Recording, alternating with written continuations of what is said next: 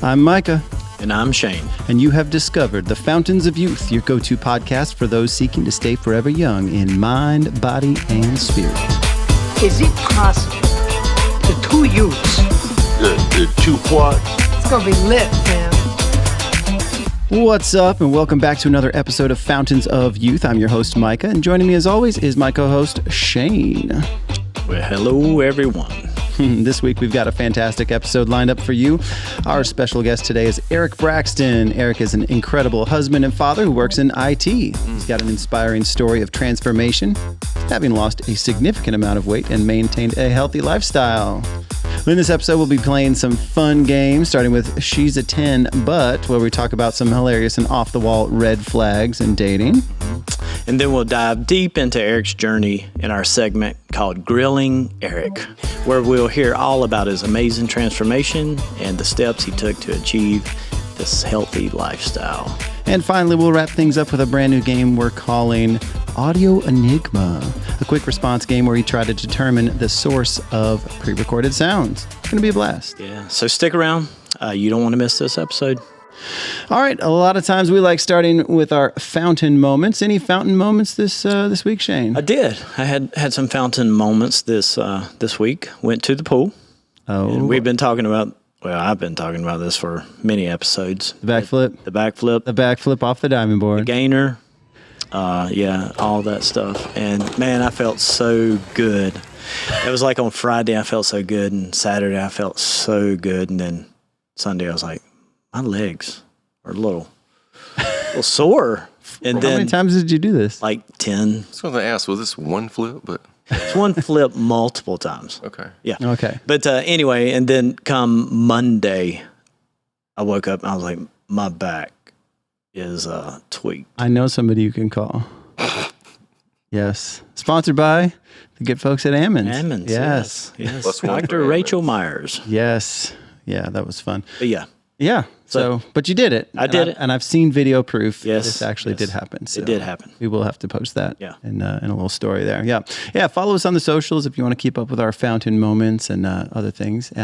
Eric, got any fountain moments? Anything you did a little youthful lately?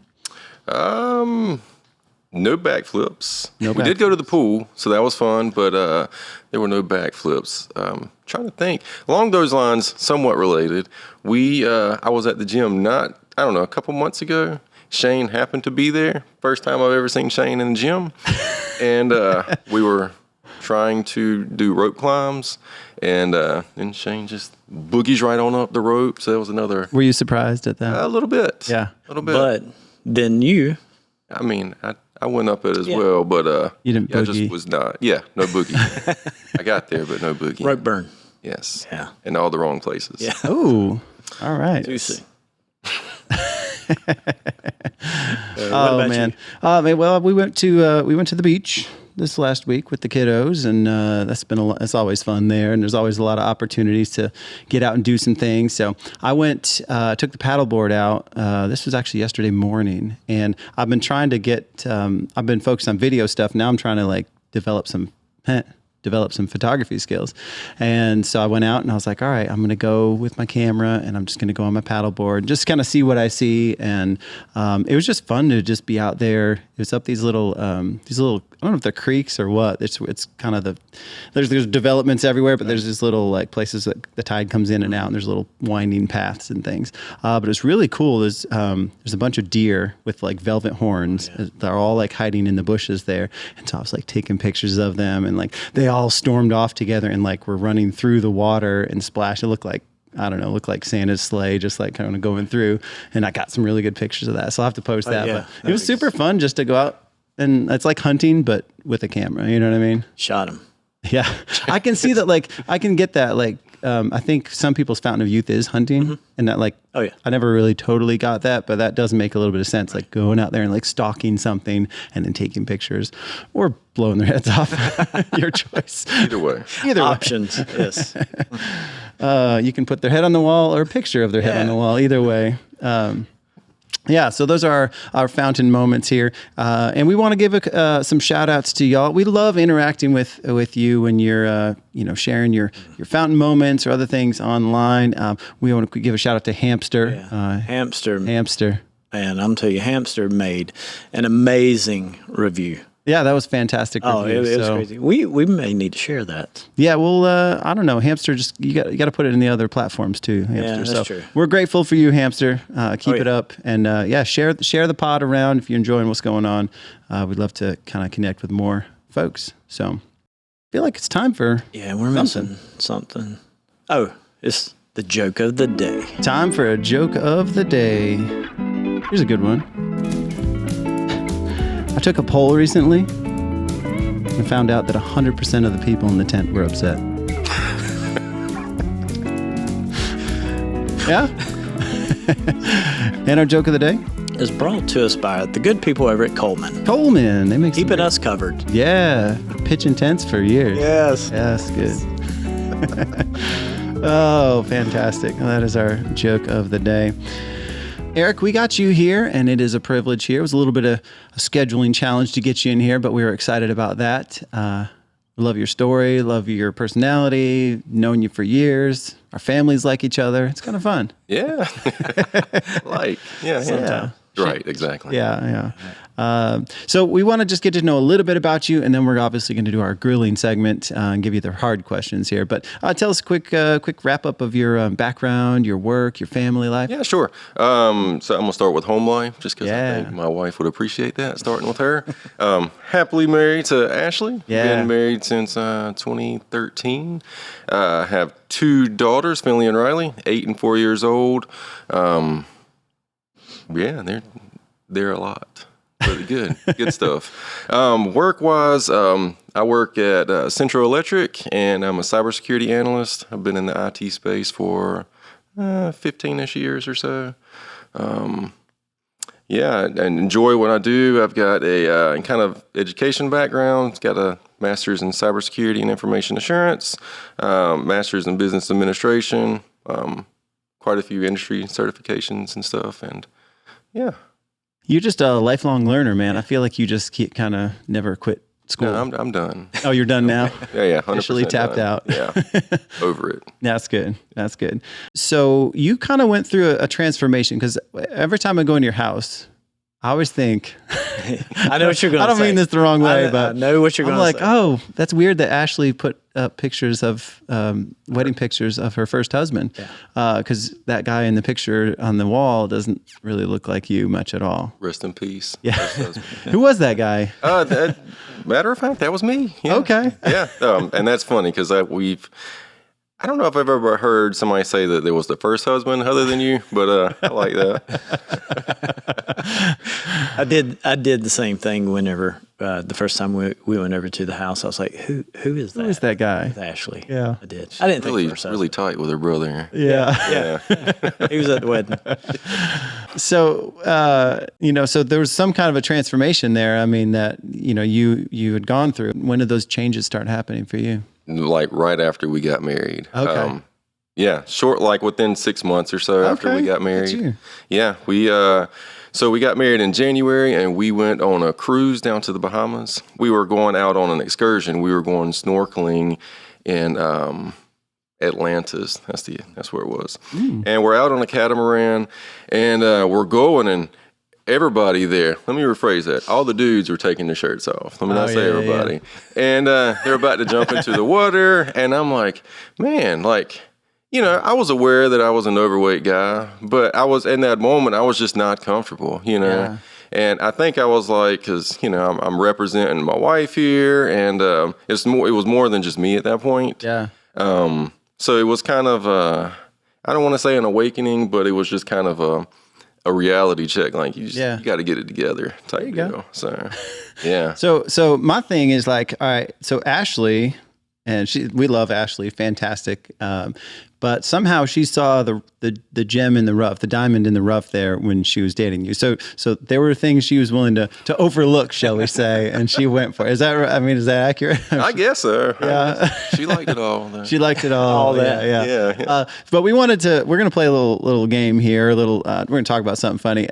There's this little kind of meme going around. It's called "She's a 10, but." Now, we want to make sure we're clear on this. When we say someone's a 10, we don't mean that they just look like a perfect person or something like that. It's just like the embodiment of who they are. They are perfectly compatible and dateable and whatever. So I don't know if she saw you as a 10, but I know she does now. Minus the butt part. Just, yeah. He's a 10. He's a 10. He's a 10. Straight up. Right. Straight up 10. So we dug around online and we found some, we're going to call these like red flags. You know what I mean? Like somebody's got a great personality, but there's some weird hang up that we just, you wouldn't go forward with it necessarily. So if, for example, she's a 10, but she claps when the airplane lands. Oh, yeah. Every time, right? Yes. What number would she be then, Shane? She would be a 7. Drop to a 7. Yeah, she would drop to a 7. Solid 7. Yeah. I'm gonna go 8. I love the enthusiasm. Positive. Yes. So we're gonna list off a few of these here, and then we'll kind of give our new numbers for these, and we might even start at a 5. Maybe there's some redeeming qualities. Yeah. So let's see what we got here. Shane, you want to give us one? Yeah. I think Eric might be able to relate to this one. She's a 10, but she can bench more weight than you. That's a red flag for sure. What is she? If she's a 10, but she benches more than you. Oh, that's going to drop her down to, I don't know, 7.5. I'm going to say 11. That sounds great. I'm like, she is a 10. Yeah. Babe, move the car. Okay. Oh man. Olga would be her name. Yes. She's a 10, but she puts her milk on before her cereal. Okay. So do people actually do that? If they do, they're a 2. Yeah. Drop down to a 2. Yeah, I can't. Yeah. Binge or cringe? That sounds cringe for everybody. Okay. Cringe. Very cringe. I'm gonna say that's just quirky to me. I say it's still. I'm an 8 for that one. Yeah, I'm still 8. I'm good. That one bothered me. Oh yeah, for sure. Yeah. Oh man, how about this one? She's a 10, but she asks if you'd still love her if she was a worm. You know those questions they get like, you're like, really? Are you asking? I'm trying to go to sleep right now. Babe, would you still love me if I was a worm? I'm trying to take in that moment, she's dropping to a 5. Right. Yeah. I go at 5. Yeah. How about this one? She's a 10, but she has head lice. That is significant. That's a hygiene issue. I'm going for. Is it she has or she's had it? It's currently. Okay. Current status. I mean, you're going to help her, right? Probably not. Yeah, I'm going to help her like a monkey. Yeah. I'm going to help her out. Yes. The door. Right. She's a 10, but she says GIF instead of GIF. Yeah. I'm not going to penalize too hard on that one. That's fair. Oh, man. What you got? She's a 10, but she has a deeper voice than me. That is saying something. No, that's saying something.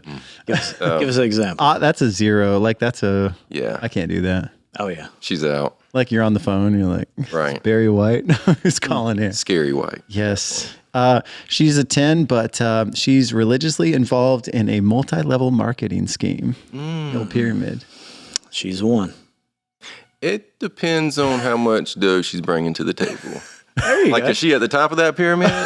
So we can. That's a different angle. That's right. Not even That's think right. about it. Yeah, So- that's cool. Let's see. I got one here. She's a 10, but she has man hands. I don't know. I'm gonna say. I need a number. I'm gonna say 6. Can she build a deck?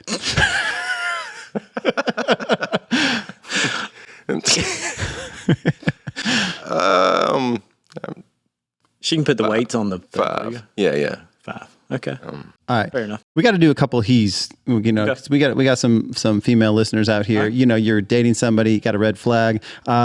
Here we go. He's a 10, but his entire personality is, I have a beard. It's I feel attacked. the whole. You have more personality than that, but he's a 10, Right. but his personality is just wrapped up in, hey, I got a beard. Yeah. Yeah. How about this? He's a 10, but in a scale of 100.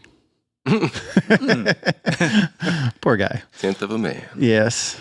How about this? He's a 10, but he chews with his mouth open. Ooh. That does happen. I can't rank it because it's a he category. I know. But if she But was a they- 10 with the mouth open, I would definitely like a 7 maybe. Right. Yeah. Yeah.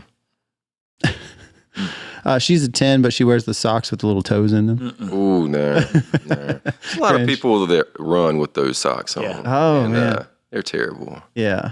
Gosh.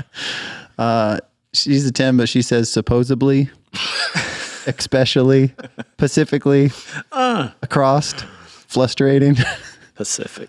Yes. Or Yes. we're going to the Walmarts. Oh, the Walmarts. Yeah. She's a 10, but she has a flip phone. She's an 11. She's not on that thing all the time, you know what I'm saying? That's right. Yeah. No socials. She's not into that. Yeah. You know. And if she's texting somebody else, it would take her a long time. It's probably not worth it. True. How about this? She's a 10, but so is her IQ. Last one here. She's a 10, but only speaks Gen Z. Oh, yeah. She's a 4. She's a 10. Yeah, she's a 3. No, I'm messing. Oh, fantastic. You'll notice Michael's not here, and I think we should probably keep our Gen Z vocab lessons going, though. So I've texted my brother Eli, Uncle E, for some Gen Z vocab. He's got a couple of good ones. There's one I really liked that I think we could start using around here. So his favorite Gen Z phrase right now is you tell someone to go touch grass. Go touch grass. Touch grass. Touch grass. Go touch grass. So what context? Let's take some guesses here. What does go touch grass mean? I'm going to guess go to sleep. Okay. I'm going to say like, you can tell somebody to go kick rocks or whatever. Okay. Get out of here type deal. Yeah. Maybe, Go yeah. touch grass. All right. Yeah. Those are some good guesses. So the actual meaning means, he says, you would say it to someone who's always on their phone or on video games, or to get out of the virtual Go outside. world. Yeah. Get into the real world, back to reality. So touch grass. go touch grass. Yeah. That should be the motto literal. of the Fountains of Youth. Go There you touch go. grass, everybody. Need a t-shirt. Yeah. Go touch grass. That's about as literal as it gets. Exactly. some grass. So, but we're thankful for that Gen Z vocab lesson. Might be Gen Alpha too. I feel like we're getting more into the Gen Alpha stuff, but either way, you can tell someone to go touch grass, especially if your kids are on their video games for a while. Guys, go touch grass. That's good. All right, that was our Gen Z vocab lesson, sponsored by The dictionary. The Dictionary, dictionary.com. Fantastic.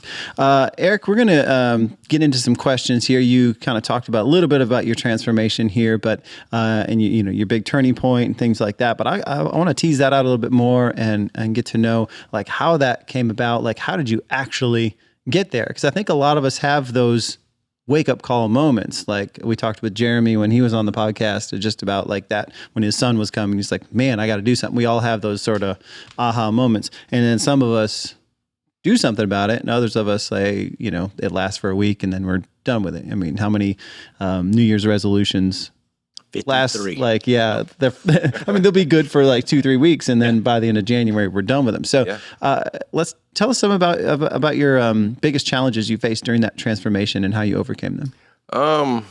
I'd say at first, like finding a plan and sticking to a plan was definitely a challenge for me. Tried numerous things at first, and that could have been something as simple as like meal replacement shakes or whatever, trying to do like low carb type things. But nothing that I was doing at that point just wasn't sustainable.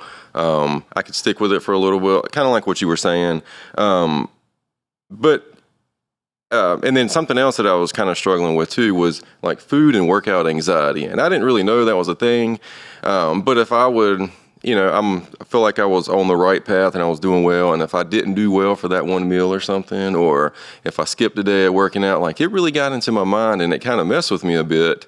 But when I was talking to my nutrition coach, she had told me that like, you didn't you didn't gain all this weight in one day, you know, and but you know, skipping one workout or having one off meal or something, you know, it's not going to make or break you at that point either. But that should be an anomaly, you know. It shouldn't be the norm moving forward. So you had a workout coach or diet coach? So I had a nutrition coach. Okay. She kind of did a little bit of both, but I actually had the nutrition coach within the last like year and a half. Yeah. And that kind of took it up a level from what I was doing. And it was more like tracking every single thing that you're eating, keeping up with all of your macros. You're doing weekly accountability check-ins with her. Which was interesting because you're literally getting like measurements around your arms, your legs, around your chest, your waist and stuff. So you're submitting all this data to a relatively complete stranger that you know nothing about. But there's a lot of trust that goes with that. But I like the accountability aspect of it. I knew like I have accountability partners at the gym, and like I consider you guys accountability partners in some areas of my life. Yeah. But knowing that she was going to see every single thing that I eat that day, as long as I was being honest. Right. She's seeing all my workouts and stuff. So I think that was a lot for me. Yeah. Knowing that she was there to get in my face and call me out if I wasn't doing what I needed to get done. Yeah. So without getting too personal as much as you want to be, like, what were you tipping the scales at when you're like at that cruise or before? Oh man. So in total, I honestly don't know, because at first Ashley and I was like, I don't want it to be about numbers, but at the end of the day, like, it's about numbers. You got to have something to measure success with, and in this case, I didn't even know what success was. So I don't know what I was at first because I wasn't trying to make it about numbers. Right. But I do know, I don't know, maybe a month or so into it, I had started weighing and stuff. And at the end of it, and this was like 7 or 8 months, I had lost 100 pounds. Wow. So wild stuff. Yeah.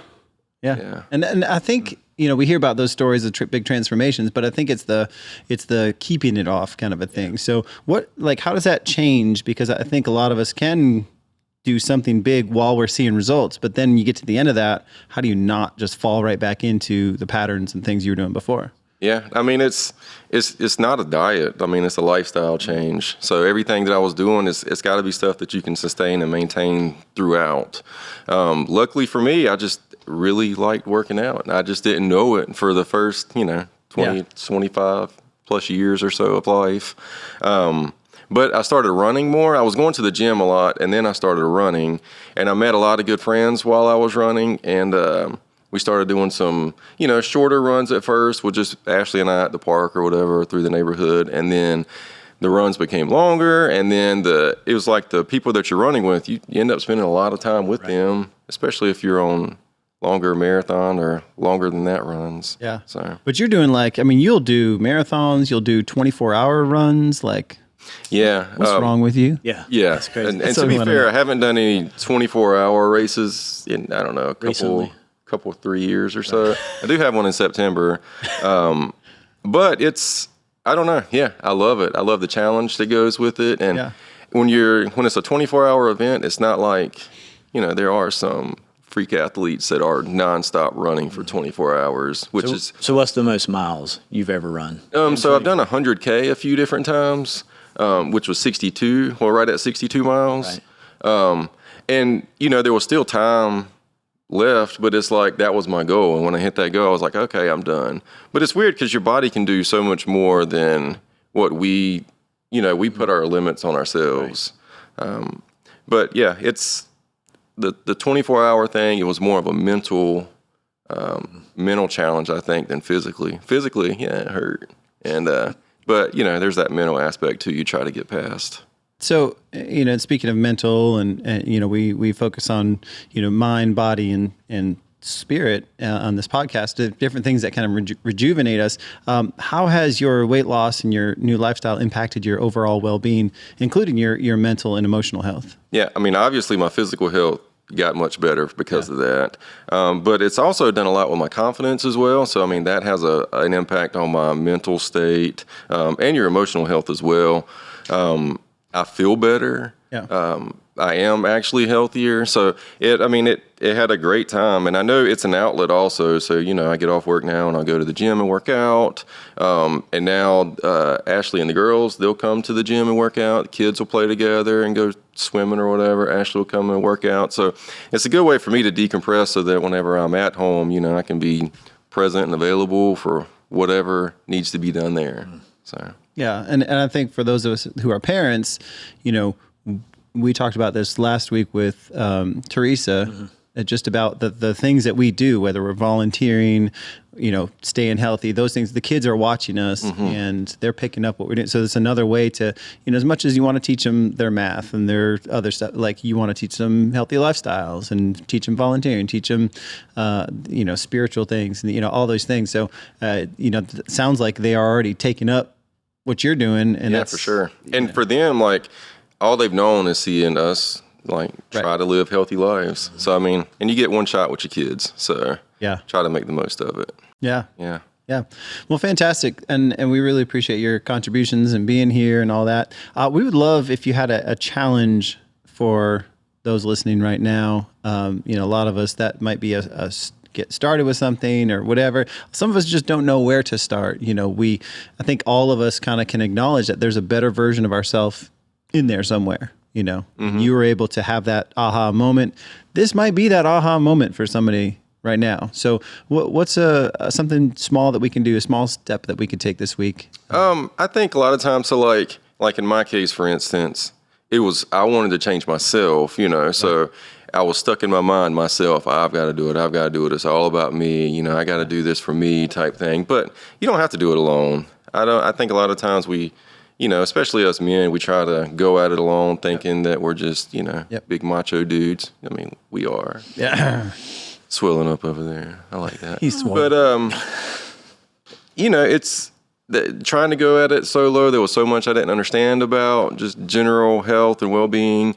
And then having accountability partners along the way is crucial. So, I don't know, partner up with somebody, get with somebody and confide in them how you're feeling or what you're wanting to do. And, invite them in your life to push you towards that and have regular accountability check-ins and, do it better together. All right. So the challenge this week then is to connect with somebody and share what your goal is, maybe. Yeah, for sure. And have them help you a little bit on that That's journey. it. Yeah, and that could be anything. That could be if you have an addictive habit, something that you want to change in your life. You want to be more this way, less that way.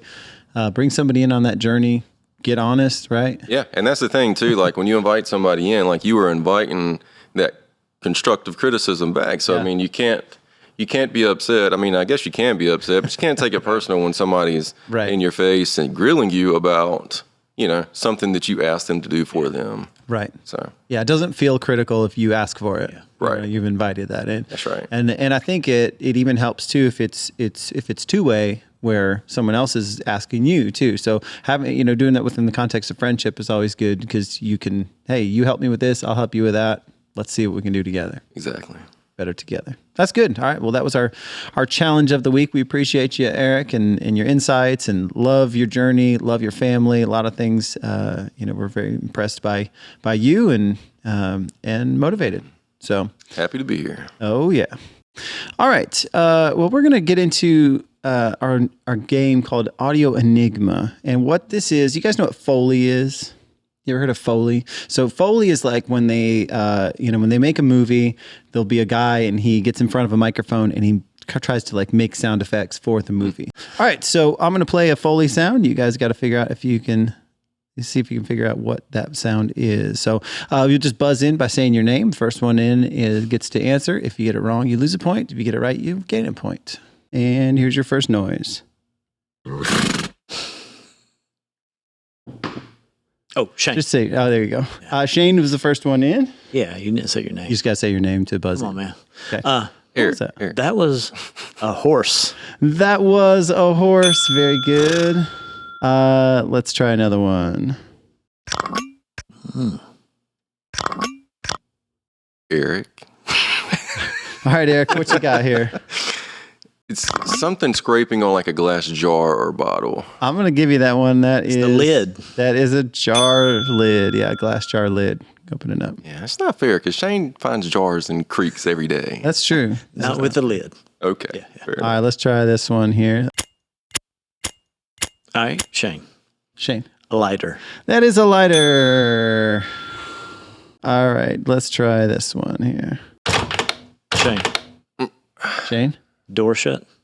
Not going to give it to you. Nothing? I mean, I hear it. All right. But, Well, what is it? Not sure? yeah, Okay. for the sake of points, You're like not I'm going to playing risk to it. win. Not going to here. risk it. Yeah. All right. So that was a microwave door.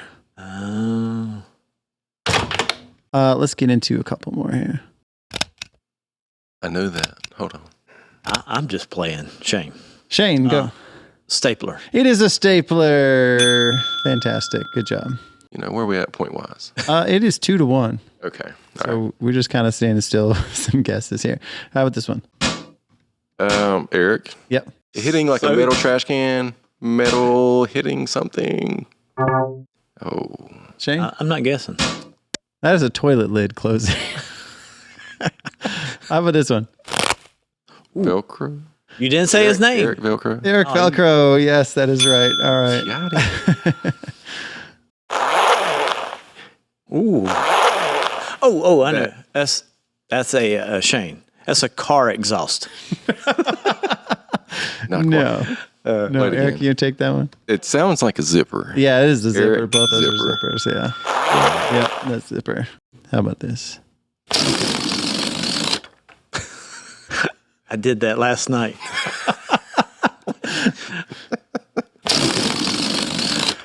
I'm not guessing, but I would have said ratchet on that. That one sounded more like a ratchet Really? than the other. Ratchet? Yeah, than the other one. You were closer on your first guess. Yeah. Do it. Balloon. A balloon, yes. Deflating. Good job. All right. Well, that puts your score up to 4. And last one. Hold on. Double down. Hold on. Who's what? It's 4-2, but this last one's worth 2 points. So. Okay. Golf Golf ball. swing. Shane. Golf swing. Golf ball. That is correct. You did Tiebreaker? Tiebreaker. Eric, Eric, that sounds like the ball hitting the cup. ball going into the cup. Yes, and that is a win there. All right, well played. Very well played. Nice job, sir. Good stuff. We appreciate your contributions and, of course, your gamesmanship. So, Shane, you got anything before we wrap up? You got anything you found online? Yeah, this was online, and we may be able to do this with other. We should turn this into a whole movies. game. All right. Yeah. What do you got? So, someone posted online, if you watch Jaws backwards, it is a heartwarming tale of a shark who gives limbs to disabled people. Oh, That I is like that. That is heartwarming. That is sweet. Yeah, that's good. We should find some more backwards Oh, yeah. plots. Eric, you got any good movies you like that would be good backwards? Absolutely. So if you watch Die Hard backwards, Die Hard, Die Hard. like the first one. Yes. Oh, Bruce Willis. Bruce Willis. Yeah. Yeah. Die Hard. The Nagatake Plaza. Or Yeah. Nagatome. It is a Christmas movie. Yeah. It's about terrorists who finish construction on a building just in time for a Christmas party. Solid dudes. Put it all back together. Exactly. Merry Lovely. Christmas. Exactly. Well, that's a wrap for this week's episode of Fountains of Youth. We hope you enjoyed it as much as we did. And a big thanks to our special guest, Eric Braxton, for sharing his inspiring story and joining in the fun.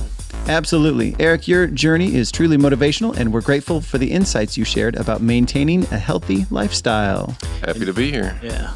And don't forget to subscribe to the podcast and leave us a review if you enjoyed today's episode. Your feedback means so much to us. And be sure to follow us on social media to stay updated on all things Fountains of Youth. We'll be posting behind-the-scenes content, updates, and more fun stuff.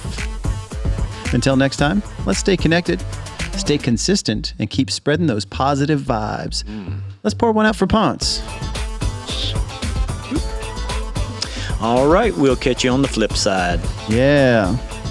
Y'all need to get out there and touch some grass. I'm going to touch some grass today. Yeah? Today I am. Or smoke. No, touch grass. Yes, we're not smoking. Come on, man. Let's My get bad. you. I'm going either way. You should just eat some grass. Yes. Healthy lifestyle. You're doing it now, right? Yes. Yes. Yep. Very good.